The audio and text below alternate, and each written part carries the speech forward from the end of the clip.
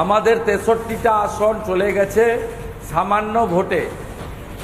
তাই কাউন্টিং এজেন্টদের সুরক্ষিত রাখা, সুরক্ষিতভাবে গণনা কেন্দ্রে পৌঁছে দেওয়া এবং গণনার সমাপন করে প্রার্থীর হাতে সার্টিফিকেট তোলা পর্যন্ত আমাদের কোনো রিল্যাক্স বা বিশ্রামের জায়গা নেই। কারণ রাজ্যটার নাম পশ্চিমবঙ্গ, আর এখানকার যিনি মুখ্যমন্ত্রী আর তার দলদাস প্রশাসন, তার দলদাস পুলিশ, তারা পারে না এমন কোনো কাজ করতে পারে, মানে নেই যে কাজ তারা করতে পারে। নমস্কার। গতকাল সারা ভারতবর্ষের অন্য রাজ্যের পাশাপাশি পশ্চিমবঙ্গ রাজ্যে সপ্তম দফার ভোটের মধ্য দিয়ে 2024-এর লোকসভা ভোট গ্রহণ প্রক্রিয়া সম্পূর্ণ হলো। গতকাল লোকসভা ভোট শেষ হওয়ার পরই বিভিন্ন চ্যানেল এক্সিট পোল বা বুথ ফেরত সমীক্ষা সামনে এনেছে।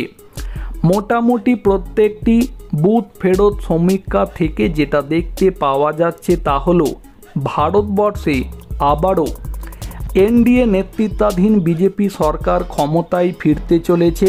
মানে নরেন্দ্র মোদী আবারও তৃতীয়বারের জন্য ভারতবর্ষের প্রধানমন্ত্রী হতে চলেছেন। অন্যদিকে পশ্চিমবঙ্গের ক্ষেত্রে এক্সিট পোলে যেটা দেখতে পাওয়া যাচ্ছে, বিজেপি মোটামুটি 22টিরও বেশি লোকসভা আসন এবার পশ্চিমবঙ্গ থেকে জিততে চলেছে। অন্যদিকে তৃণমূলের আসন সংখ্যা 20-র নিচে নেমে যাচ্ছে, এমনই এক্সিট পোলে দেখানো হচ্ছে। এখন বিষয় হচ্ছে, এক্সিট পোল অনুযায়ী পশ্চিমবঙ্গে বিজেপির এই অভাবনীয় ফলাফল দেখার পরে বিজেপির কি এখনই আনন্দ উৎসাহ শুরু করে দেওয়া উচিত, বা যদি ঘুরিয়ে বলতে হয় তাহলে তা হচ্ছে পশ্চিমবঙ্গে তৃণমূলের এই শোচনীয় ফলাফলের পরে তৃণমূল নেতা অভিষেক বন্দ্যোপাধ্যায়, মমতা বন্দ্যোপাধ্যায়রা কি এখন বাড়িতে দরজা বন্ধ করে দুঃখ প্রকাশ শুরু করে দেবেন? নিশ্চয়ই তা তো নয়। বিষয় হচ্ছে, এক্সিট পোল বা বুথ ফেরত সমীক্ষার ফলাফলই কিন্তু আসল ফলাফল নয়। আসল ফলাফল আগামী 4 জুন, যেদিন 2024-এর লোকসভা ভোটের ভোট গণনা হবে, সেই দিন যে রাজনৈতিক দল জিতবে তাদেরকেই আসল জয়লাভ বলা হবে। বিষয় হচ্ছে, এই যে আগামী 4 জুন যেদিন ভোট গণনা হবে, এই মোটামুটি এখন 50 ঘন্টা সময়, এটা কিন্তু খুবই একটা ভাইটাল সময়।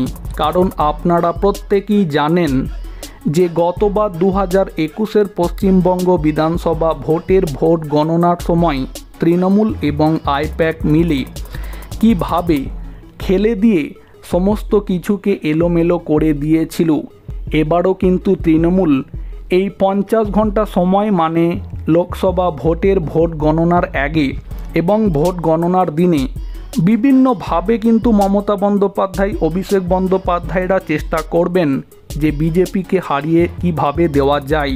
তার জন্য যদি বিজেপির কাউন্টিং এজেন্টকে ভ্যানিশ পর্যন্ত করে দিতে হয়, তারা কিন্তু সেটাও করতে রাজি থাকবে। কারণ যে কোনো মূল্যে কিন্তু বা যে কোনোভাবে কিন্তু তারা চেষ্টা চালিয়ে যাবে কিভাবে বিজেপিকে হারানো যায়। তাই গণনার কাজ সম্পূর্ণ না হওয়া পর্যন্ত বিজেপিকে যেমন সতর্ক থাকতে হবে, পাশাপাশি এই গণনার দিনে গণনা কেন্দ্রে গণনার কাজ সুসম্পূর্ণ না করা পর্যন্ত বিজেপি যেন এখন কোনোভাবেই অতি উৎসাহে এই এক্সিট পোল বা সমীক্ষা দেখার পরে কোনোভাবে যেন তারা এখনই কোনো রকম কোনো আনন্দ উৎসাহ শুরু না করে। তো প্রিয় দর্শক বন্ধু, আপনারা এই বিষয়টিকে নিয়ে কি বলতে চান? আপনাদের মতামত কমেন্টে জানাতে পারেন। ভিডিওটিকে সম্পূর্ণ করে দেখার জন্য অসংখ্য ধন্যবাদ।